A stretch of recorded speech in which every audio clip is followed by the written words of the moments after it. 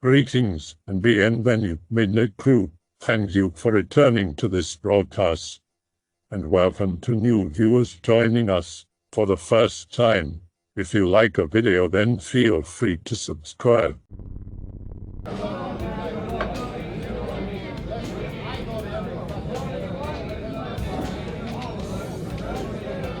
Bar I work at is haunted. I don't really believe the stories, but I find them interesting nonetheless. Most of them are pretty bland though.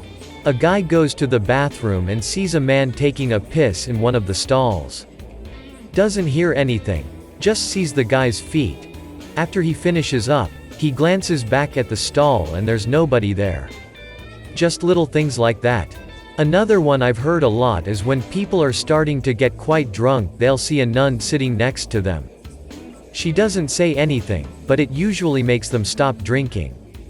Obviously, since it's a bar, I tend to chalk this up to people being very drunk and open to suggestion. The ghost stories are kind of known. But recently a barback told me one. This guy was straight-laced, didn't drink at all, and only worked there for a couple of months because he hated the atmosphere. One night after closing, he was helping the bartender clean the bar. Bartender steps out for a smoke. Barback is behind the bar, sanitizing the well, when he gets an eerie feeling and happens to glance up. There's a man sitting opposite him at the bar, staring angrily at him. The barback is looking into the guy's eyes when he fades away. Not disappears, but fades, as though he melted into the background. Again, I don't really believe it, but the guy seemed genuine. Here's another longer one that I believe even less, but it happened just recently, so I'll share it. A fellow bartender was out for a smoke on the sidewalk and a homeless guy asked him for a cigarette. Long story short, the bartender ends up hiring the homeless guy to clean the bathrooms for $10 a day. Homeless guy's name was Derek.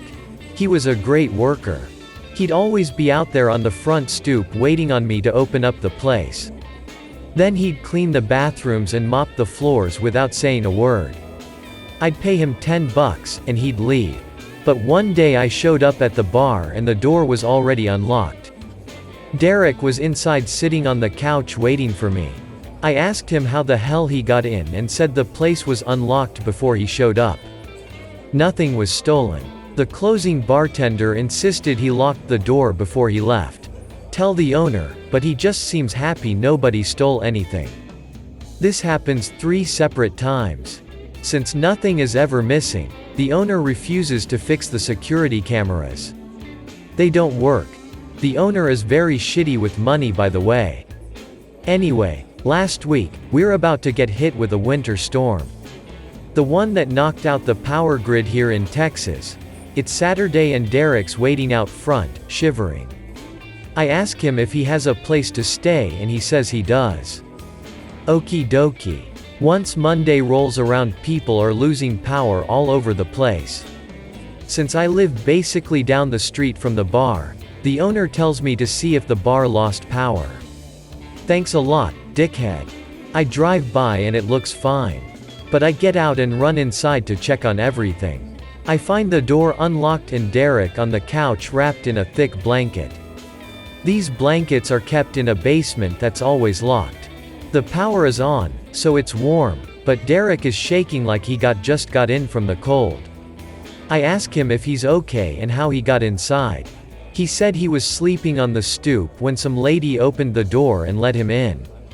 He curled up on the couch and felt someone put a blanket on him. Then I showed up. There was nobody else in that bar but us. Like I said, it's hard to believe. Maybe the fucker just figured out a way to unlock the door and was lying to me. But I double-checked the basement that we keep those thick blankets in. It was locked up tight.